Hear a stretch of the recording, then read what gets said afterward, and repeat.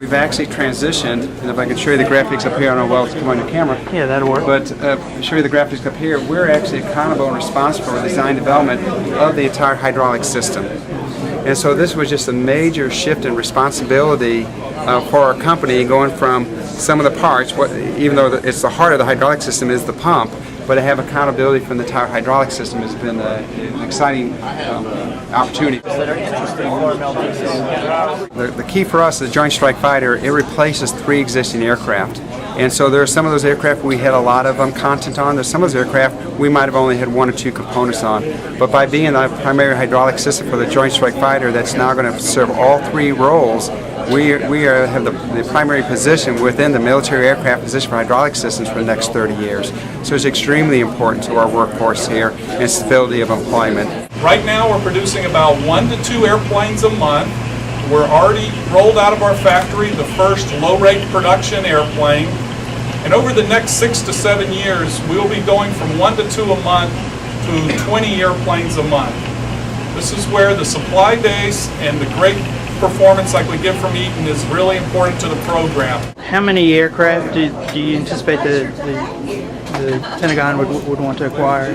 Right, the total buy for the U.S. Air Force, U.S. Marine Corps, and the U.S. Navy is 2,443 airplanes. That's their current projections. That always is subject to change, but that's their current forecast.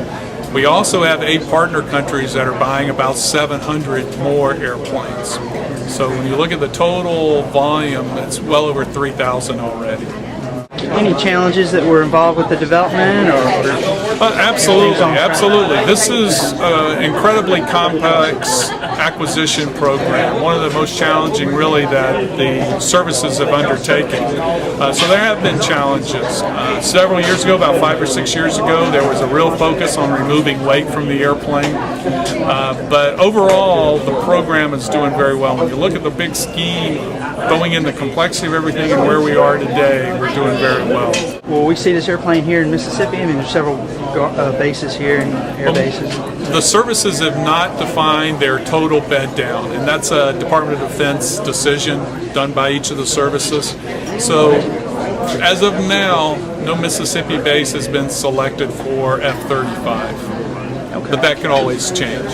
When you go out with the app, see there's an airfield down there. Notice you don't see your lap, you don't see the outside skin. We'll do it this point.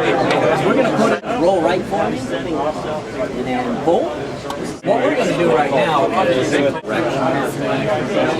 tactics and capability.